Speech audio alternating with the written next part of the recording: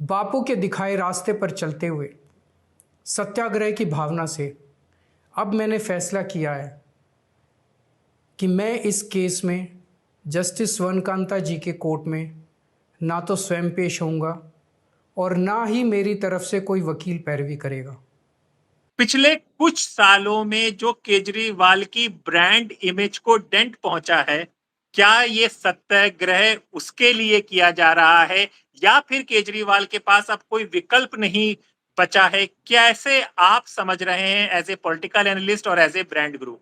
जिसको कहते हैं ना घर वापसी, इसका एक राजनीतिक इस्तेमाल दूसरे तरीके से हुआ है। ये सत्याग्रह का रास्ता अंतिम विकल्प बचा है केजरीवाल जी के पास। एक बात आपको बिल्कुल नहीं भूलनी चाहिए, जिसको सब लोग भूल चुके हैं। केजरीवाल जी की भारतीय राजनीति में प्रासंगिकता। न सिर्फ केजरीवाल जी, बल्कि अगर मैं बाकी नाम भी आपको याद दिलाऊं, केजरीवाल जी, सिसोदिया जी, सत्येंद्र जैन, सौरभ भारद्वाज, ये सब का सब विधानसभा चुनाव हार जाने के बाद राजनीति कर रहे हैं। अब सत्याग्रह को आप प्रायश्चित की तरह या परिणयन संस्कार की तरह देख लीजिए कि फिर से स्वीकार कीजिए। कि जो पहले वाले केजरीवाल थे, जिनको रामलीला मैदान में भीड़ उमड़ पड़ती थी, युवा सब लोग भरे पड़े हैं,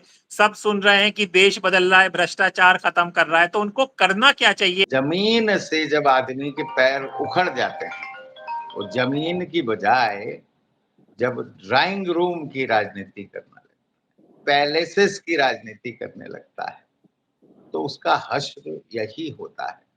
अगर आप आपकी राजनीति के पिछले कुछ साल देखें तो जमीन से संघर्ष की राजनीति टेलीविजन स्टूडियो का लगातार बुद्धि विलास बनती चली गई है।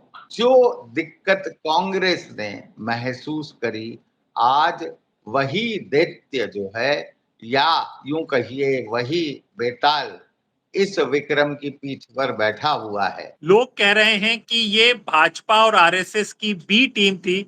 दूसरा एक ये भी तर्क आ रहा है, अगर ये आरएसएस भाजपा की बी टीम थी तो फिर केजरीवाल और उनके जो मेन लीडर्स थे उनको अरेस्ट क्यों किया गया? नमस्कार दोस्तों, मेरा नाम हैदर अब्बास नकवी है और आप लोग मुझको इस वक्त दा स्वतंत्र पर देख रहे हैं।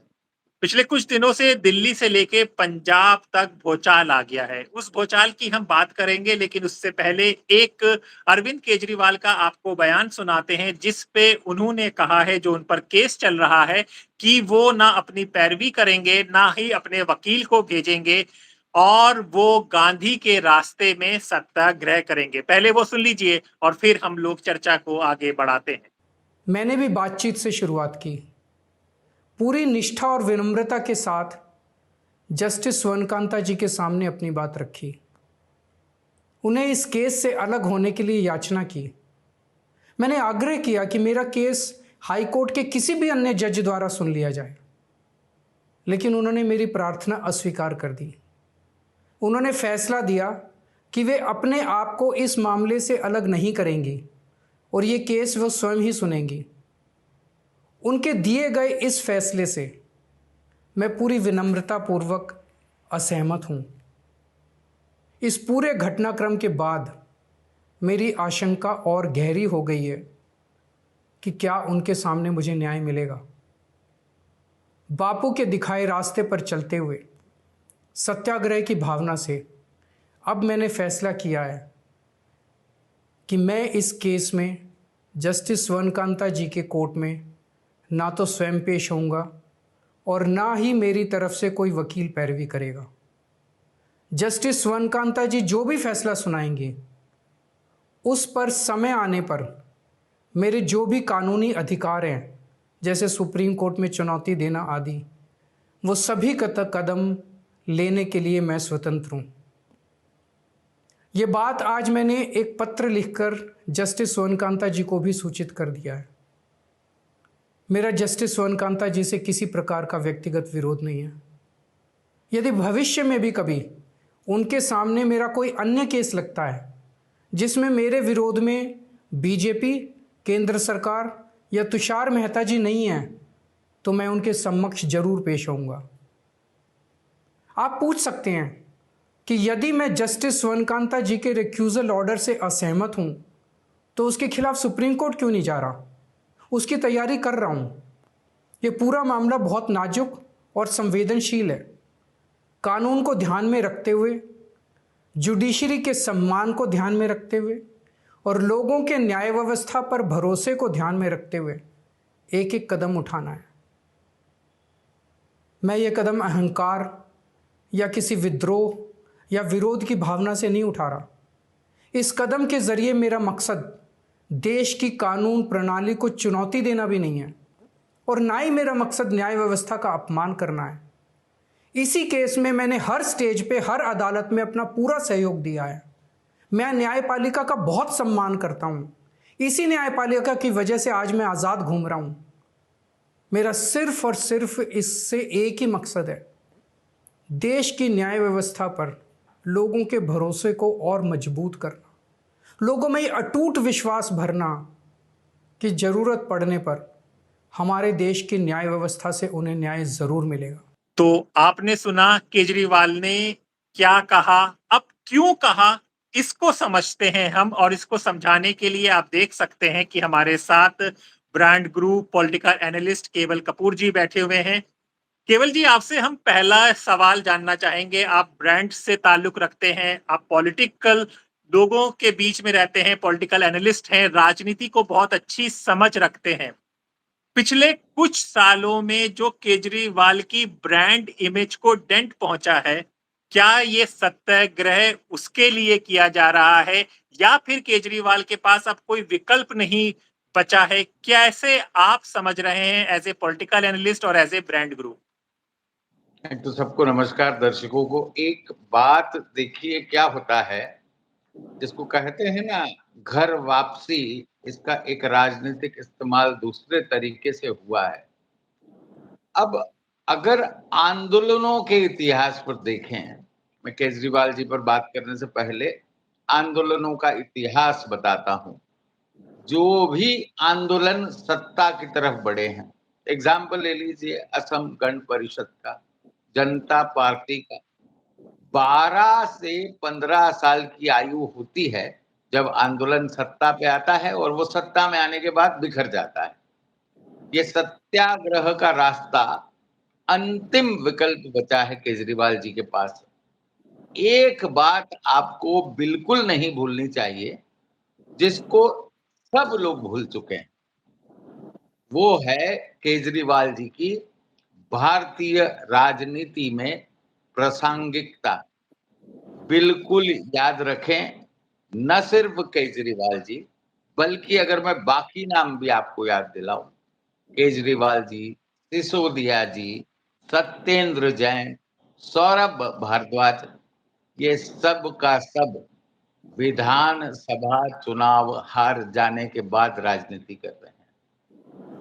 तो जनता के बीच में जो इनका एक लीडर के बतौर एक्सेप्टेंस हुआ था, वो 2012-13 से चालू हुआ, खत्म हो गया। अब सत्याग्रह वो आप प्रायश्चित की तरह या परिणयन संस्कार की तरह देख लीजिए कि फिर से स्वीकार कीजिए हम। तो सर, फिर से स्वीकार कीजिए, क्या फिर से आंदोलन किया जाएगा? क्या करना चाहिए उन्हें कि जो पहले वाले केजरीवाल थे, जिनको हमने देखा है कि रामलीला मैदान में भीड़ उमड़ पड़ती थी, युवा सब लोग भरे पड़े हैं, सब सुन रहे हैं कि देश बदल रहा है, भ्रष्टाचार खत्म कर रहा है, तो उनको करना क्या चाहिए? आप क्या सलाह देना चाहेंगे? अब सलाह देने की बजाय मैं एक बात जरूर याद दिलाना चाहूंगा, ये जो जमीन से जब आदमी के पैर उखड़ जाते हैं, वो जमीन की बजाय जब ड्राइंग रूम की राजनीति करने लगता है, पैलेसेस की राजनीति करने लगता है, तो उसका हश्र यही होता है। अगर आप आपकी राजनीति के पिछले कुछ साल देखें, तो जमीन से संघर्ष की राजनीति टेलीविजन स्टूडियो का लगातार बुद्धि विलास बनती चली गई है। जो दिक्कत कांग्रेस ने महसूस करी, आज वही दैत्य जो है, या यूं कहिए वही बेताल इस विक्रम की पीठ पर बैठा हुआ है। अब ये इसका क्या जवाब देंगे तो आने वाला वक्त ही बताएगा। सर, एक चर्चा और चल रही है, उसके दो पहलू हैं। एक, लोग कह रहे हैं कि ये भाजपा और आरएसएस की बी टीम थी। दूसरा, एक ये भी तर्क आ रहा है, अगर ये आरएसएस भाजपा की बी टीम थी तो फिर केजरीवाल और उनके जो मेन लीडर्स थे उनको अरेस्ट क्यों किया गया? तो इन जो अरेस्ट हुआ है और भाजपा और आप के संबंध को कैसे समझा जाए, किस तरह से देखा जाए? देखिए, अब अगर 2007 पे चले जाइए, इंडिया अगेंस्ट करप्शन पर चले जाइए, फिर अन्ना हजारे का 2011 उस पर चले जाइए। एक बात ये भी याद रखिए कि वो आंदोलन अपने चरम में अप्रैल माह में ही गया था उन दिनों, और ये भी संयोगवश अप्रैल का माह ही चल रहा है। बीजेपी की या आरएसएस की केजरीवाल बी टीम है या नहीं है, इस पर तो कोई भी तथ्यात्मक टिप्पणी करना मेरे लिए संभव नहीं है। पर मैं एक बात जरूर कह सकता हूं कि वर्तमान आपदा जो है वो राघव चड्ढा बनाम या संदीप पाठक बनाम केजरीवाल नहीं है। ये जो लड़ाई है, ये आपके राजनीतिक भविष्य को ही इसने दांव पर लगा दिया है। क्योंकि आप एक बात याद रखिए कि ये 2020 में ये संदीप पाठक जी ही थे जिन्होंने पंजाब के इलेक्शन को जीतने की भूमिका के लिए आपको तैयार किया था। आज भगवंत मान को छोड़कर आपके पास दिल्ली या पंजाब में ऐसा कौन सा लीडर बचा है जो एमएलए का इलेक्शन लड़कर जीतने की ताकत रखता है?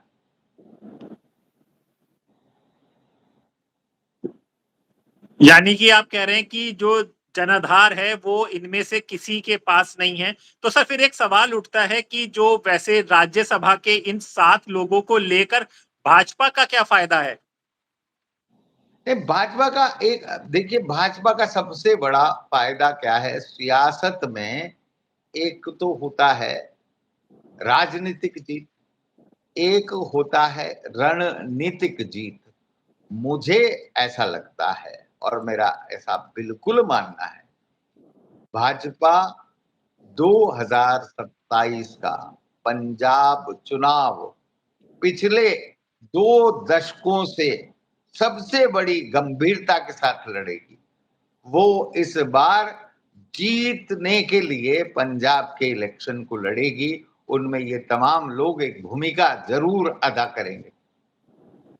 पर सर, ये जो हमारे पास ग्राउंड रिपोर्ट या पंजाब से आ रही है कि जितने भी लोग हैं इनका पंजाब में भी कोई इतना जमीनी स्तर पर काम नहीं है। ये आपके करीब रहे, कॉर्पोरेट की तरह काम किया, पैसे का इधर हुआ।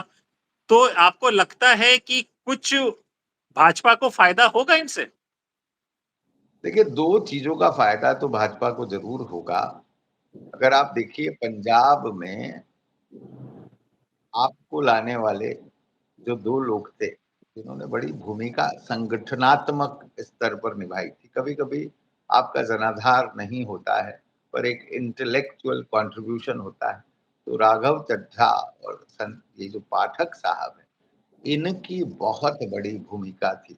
तो उस तजुर्बे से बीजेपी को जरूर लाभ होगा, क्योंकि बीजेपी पंजाब में एक तरह से फिर से शुरू से खड़ी हो रही होगी। फिर उधर जाखड़ साहब जैसे लोग भी हैं, पर मैं इससे थोड़ा परे जाना चाहूंगा। पंजाब की पूरी राजनीति में तमाम पार्टियों के लोग पंजाब, पंजाबियत या उस पर बिल्कुल कतई कोई नहीं सोच रहा है। सब पार्टी के लीडर अपने अस्तित्व को बचाने की लड़ाई लड़ रहे हैं। उनके लिए खुद को राजनीति में बचाए रखना ज्यादा जरूरी है बजाय पंजाब के भविष्य को बचाना। सर एक चीज पंजाब की बात हो रही है, अगर आपका नुकसान होता है भाजपा का, तो इसमें कांग्रेस कहाँ खड़ी नजर आपको आ रही है इन सब के बीच में? क्या अभी वो सिर्फ देख रहे हैं कि सारे घटनाक्रम पे नजर रख रहे हैं, इसके बाद वो कुछ अपनी चाल चलेंगे? इसकी क्या आपके पास, किस तरह से आप समझ रहे हैं? देखिए, मुझे लगता है चुनाव जीतने के लिए ज्यादा गंभीरता की जरूरत होती है। चुनाव में बहुत कम वक्त बचा है, फरवरी में चुनाव है, अभी हम अप्रैल के महीने में बात कर रहे हैं। संगठन के स्तर पर, जमीन के स्तर पर, डिजिटल के स्तर पर कांग्रेस की चुनावी तैयारियों का उस तरह से आगाज नहीं हुआ है। किस व्यक्ति को टिकट मिलने वाला है उसे भी नहीं पता है। कौन एमएलए की लिस्ट में होगा, कौन लोग जमीन पर लड़ने जाएंगे। 6 या 7 महीने में पूरे ढांचे को एकदम परिवर्तित करके उस लड़ाई को जीतना, जहां पर इस बार बड़ा घमासान युद्ध होगा, बड़ा आसान होगा। अगर कांग्रेस को यह लड़ाई जीतनी है तो 30-31 लाख वोटों से उसको कम से कम 56-57 लाख वोट क्रॉस करने पड़ेंगे। वो इतने ही वोट तकरीबन 28 से 30 लाख बादल गुट को भी मिले थे। तो मुझे लगता नहीं है कोई भी संगठन, और अब तो मैं यह भी कह सकता हूँ, न आप, न कांग्रेस, न बादल ग्रुप, कांग्रेस की भी बात करें तो उसकी भी तैयारी बड़ी कमजोर सी है। जमीनी स्तर पर कोई भी पार्टी तैयार दिखाई नहीं दे रही है।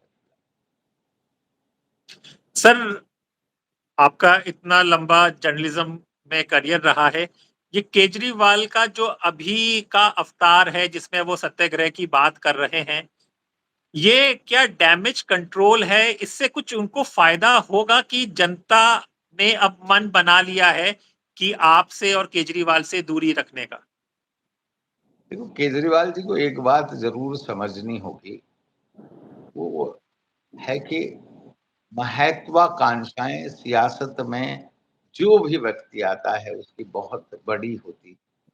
उसे आज कुछ मिले तो कल फिर और कुछ चाहिए, फिर कल और कुछ चाहिए। अब केजरीवाल जी अगर देखा जाए तो आपके संयोजक होने के अलावा एक हारे हुए विधायक की हैसियत रखते हैं। इन 7 लोगों का बागी हो जाना उनके नेतृत्व पर भी सवाल खड़े करता है। अब सत्याग्रह क्या है? बहुत अरसे बाद, कई सालों बाद केजरीवाल जी आज फिर सत्याग्रह, गांधीवाद, नम्रता, ईमानदारी और ऐसे समर्पण की मुद्रा में दिखाई दे रहे हैं। ये तेवर केजरीवाल जी के शुरुआती दौर में आंदोलन के वक्त थे। अब ये तेवर फिर से, यूं मान लीजिए 13 साल बाद हम फिर से देख रहे हैं। जैसे कि एक और तेवर आप देखिए कि बहुत अरसे बाद आज जब केजरीवाल जी ने फैसला किया कि वो हाई कोर्ट में या उच्च न्यायालय में नहीं जाएंगे, तो सबसे पहले व्यक्ति जो उन्हें सपोर्ट करने आए हैं वो वही व्यक्ति हैं जिन्हें आप प्रशांत भूषण जी के नाम से जानते हैं। और उन्होंने ट्वीट करके कहा है कि केजरीवाल जी का निर्णय ठीक है। यही वो प्रशांत भूषण है जो शुरुआत में आंदोलन से जुड़कर उसे छोड़कर चले गए और पिछले दिनों लगातार इस घटनाक्रम को छोड़कर लगातार आलोचना करते रहे आपकी बतौर पॉलिटिकल पार्टी। सर आप ब्रांड से ताल्लुक रखते हैं, हम ये समझना चाहेंगे, हमारे दर्शक भी ये समझना चाहेंगे, जो ये 7 लोग खास करके राघव चड्ढा आपसे सीधे बीजेपी में जंप मारा है, हम कि कोई भी पॉलिटिकल पार्टी के साथ जुड़ते हैं क्योंकि हम उस विचारधारा के समर्थक होते हैं, उस चाहते हैं कि वो विचारधारा जो हम सोच रहे हैं वैसे ही ये पार्टी भी सोच रही है। आप और भाजपा एकदम अलग विचारधाराएं हैं, इसके बीच में कांग्रेस भी थी। तो ये चड्ढा जी कांग्रेस छोड़कर भाजपा में क्या जाना, कि जो कहा जा रहा है कि अपने आप को ईडी और इन सब की रेड से बचा लिया, यही कारण था, या फिर इसको किसी और नजर या लेंस से भी देखा जाए? क्योंकि मुझे लगता है ये ईडी सीबीआई ये बार बार एक बात होती है। मैं बहुत ही तथ्यात्मक तरीके से अगर आपसे बात करूं तो ये इन भी लीडर के नाम लिए हैं। आपको लगता है कि पंजाब में या देश में या राष्ट्र में कहीं भी इनके पास एक ऐसी चुनावी कॉन्स्टिट्यूएंसी थी जहां से ये चुनाव लड़कर जीत कर आते? ऐसा कुछ नहीं था। ये ड्राइंग रूम पॉलिटिशियन तो नहीं कहे जा सकते, पर संगठनात्मक तरीके से अगर इन्हें देखा जाए तो ये शुरुआती दौर में आपके साथ जुड़े बाकी कुछ राज्यसभा के लिए चुने गए। वो वजह मैं नहीं जानता हूं किस वजह से चुने गए। विचारधारा क्या है आपकी? विचारधारा तो है ही नहीं। विचारधारा जैसा कुछ नहीं है। आंदोलन से पैदा हुई सत्ता, उसकी विचारधारा था। उस समय उन्होंने कहा था एक मजबूत लोकपाल बिल और भ्रष्टाचार के विरुद्ध लड़ाई। ये दो मूल मंत्र थे। स्वराज का सपना तो पहले ही चकनाचूर हो चुका था। तो अब विचारधारा इनके लिए सवाल नहीं है, पर दूसरे लोगों के लिए जरूर सवाल है। आप में अगर आप राष्ट्रीय संयोजक से भी पूछें, तमाम लोगों से पूछें कि भाई आपकी विचारधारा क्या है? दक्षिणपंथी है, वामपंथी है, मध्य मार्गी, विचारधारा जैसा कुछ है नहीं वहां पर। और कांग्रेस को विकल्प के बतौर पंजाब में तो कांग्रेस खुद ही गुत्थम गुत्था कर रही है। कांग्रेस की ये गुत्थम गुत्था खत्म होगी तभी तो लोग कांग्रेस को एक बतौर पार्टी चुन पाएंगे। अभी सारी अपोजिशन के पास में सिर्फ और सिर्फ एक ही बात रह गई है कि हर पार्टी की बीमारी की जड़ भाजपा है। ऐसा नहीं। पार्टियों के पास में नेताओं की भारी कमी है जिनके जमीन पर कदम हो, जो अपने बूते पर 10-20 हजार वोट लाने की भी क्षमता रखते हो। बुद्धिजीवी ज्ञानी सब लोगों के पास है। सर अभी वक्त है, लेकिन हम आपसे ये जरूर जानना चाहेंगे कि अभी आप पंजाब में क्या देख रहे हैं? जो अभी चर्चाएं चल रही हैं कि वो टूट जाएगी और इधर की तरफ हो जाएंगे, मान सरकार गिर जाएगी, दिल्ली से भी कुछ विधायक चले जाएंगे भाजपा में, क्या ऐसा आपको होते दिख रहा है? अगर आप पंजाब की आज स्थिति देखिए तो भगवंत मान सबसे पहली कतार में खड़े बड़े बहादुरी से, बड़ी समझदारी से जवाब देने की कोशिश कर रहे हैं। अगर इसके अलावा देखा जाए तो उन पर लगातार एमएलए हो या बाकी लोग हों, उनके ऊपर भी हमले हो रहे होंगे, जरूर हो रहे होंगे। सरकार चलेगी या नहीं चलेगी ये ज्यादा जरूरी बात नहीं है। सबसे जरूरी बात यह है कि क्या आप अगले विधानसभा चुनाव में पंजाब में जीतेगी की तो बात ही नहीं कर रहा हूं। मैं कह रहा हूं कि आप पंजाब में बचेगी भी कि नहीं। क्योंकि याद करिए, ये इंडिया अगेंस्ट करप्शन, रामलीला आंदोलन, अगर इन सब चीजों को याद करें आप तो 2022 में ऐसी ही केजरीवाल जी और भगवंत मान की गारंटी का एक प्रलोभन दिया गया था। 10 वायदे किए गए थे, बड़े बड़े वायदे थे। लोगों को लगा एक मौका इन्हें दिया जाना चाहिए। 4 साल बाद पंजाब हर तरह से जीत रहा है। उसके भीतर आपका बच पाना मुझे बड़ा मुश्किल दिखाई दे रहा है। हो सकता है मैं गलत हूं, पर बौद्धिक, भावनात्मक और राजनीतिक धरातल आपका तेजी से बिखर रहा है और उसका सबसे बड़ा प्रभाव पंजाब पर दिखाई देगा। क्योंकि एक शिकायत जो आपको सुनने में आ रही होगी कि राघव चड्ढा और पाठक साहब का पंजाब को छोड़ देने के पीछे एक वजह यह भी थी कि अब इसे मनीष सिसोदिया और बाकी लोग देख रहे थे। तो फिर सिर्फ याद रखिए, ये बिल्कुल वैसी ही बात है जैसे दिग्विजय सिंह साहब मध्य प्रदेश चुनाव हारकर केंद्र की कांग्रेस में बड़े महत्वपूर्ण हो गए। ऐसे ही मनीष सिसोदिया जी राज्य के एमएलए का चुनाव हारकर पंजाब के केंद्र में लगातार महत्वपूर्ण होते चले गए। तो जब हारे व्यक्तियों को आप बागडोर या कमान देते हैं और उसमें सबकी साझी सहमति नहीं होती, तो एक फूट की तो शुरुआत उसी से हो ही जाती है। सर बस चलते-चलते एक सवाल, आप राजनीति को इतने दिन से देख रहे हैं, इतने सालों से देख रहे हैं, समझ रहे हैं, शुरू के दौर से। सर ये विकास का मुद्दा अब खत्म हो चुका है भारतीय राजनीति से, राजनेताओं की बुक से? विकास भारतीय राजनीति का मुद्दा कभी था ही नहीं। विकास मुद्दा सिर्फ चुनावी जुमले के बतौर रहता है। तो देखिए, हमको ना कभी-कभी सियासत से ऊपर उठकर बेखौफ बात करनी चाहिए। वो बेखौफ बात यह है कि हमारे देश में बहुत कम, चंद उंगलियों पर गिने जाने वाले सियासतदां बचे हैं, जो इस देश की वो वोटर के बारे में सोचते हैं, उसकी तरक्की के बारे में सोचते हैं, उसके लिए एक खुशहाल समाज के बारे में सोचते हैं। सियासत एक अलग ही रूप धर चुकी है, जिसमें सिर्फ विकास चुनावी मुद्दे के बतौर आता है। हर रोज की चिंता नहीं है। विकास हर रोज की चिंता जिस दिन सियासतदां के लिए बन जाएगा, ये मुल्क भारत जो है, दुनिया का सबसे समृद्ध मुल्क होगा। सर बस एक आपके अनुभव से जानना चाहेंगे, क्या आप केजरीवाल में या ममता बनर्जी में आने वाले कुछ सालों, कई सालों के बाद प्रधानमंत्री का रूप देख रहे हैं या नहीं देख रहे हैं? मुझे लगता है ममता बनर्जी तो अभी चुनाव लड़ रही हैं।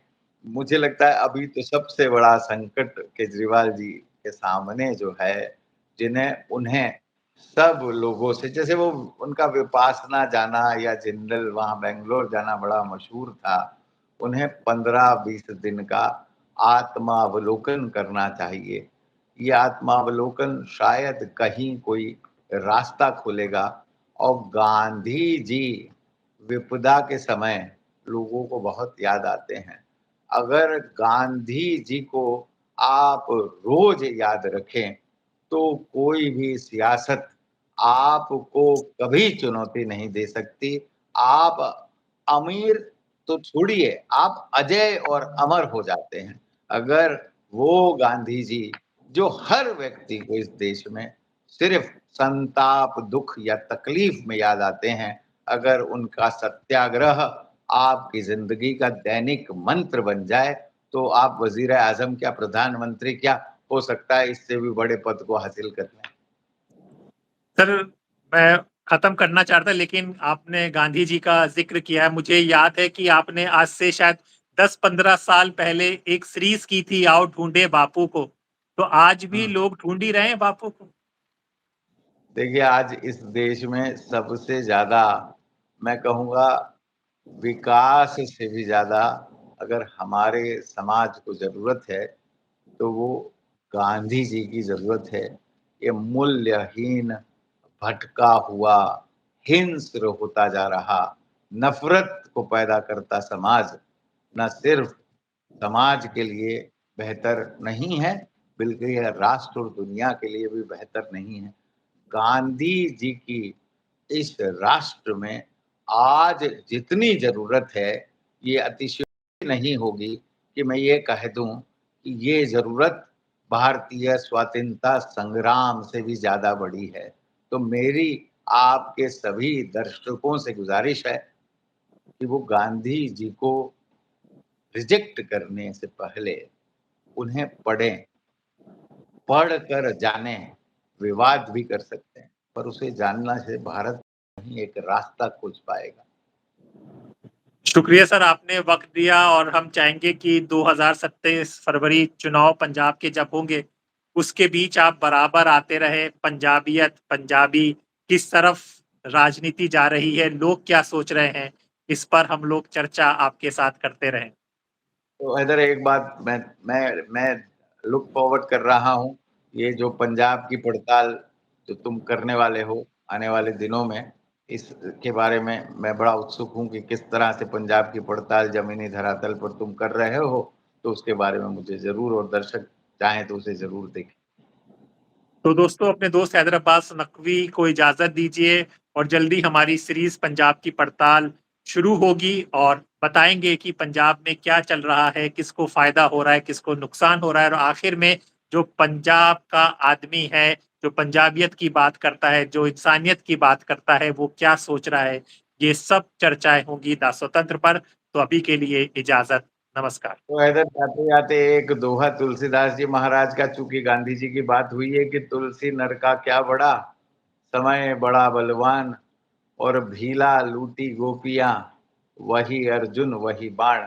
जब आदमी का समय परिवर्तित होता है तो तुलसीदास जी महाराज कह रहे हैं कि वो गांडीव जिसके जोर पे अर्जुन ने महाभारत जीत ली थी, जब वक़्त बदला तो अर्जुन जैसा धनुर्धर भी भीलों से गोपियों की इज़्ज़त ना बचा पाए। तो काल देखिए, यही केजरीवाल जी जो एक राष्ट्रीय पार्टी, सबसे सक्सेसफुल स्टार्टअप, तो हमें समय के आगे नम्रता से झुकना चाहिए, सीखना चाहिए और आगे बढ़ना चाहिए।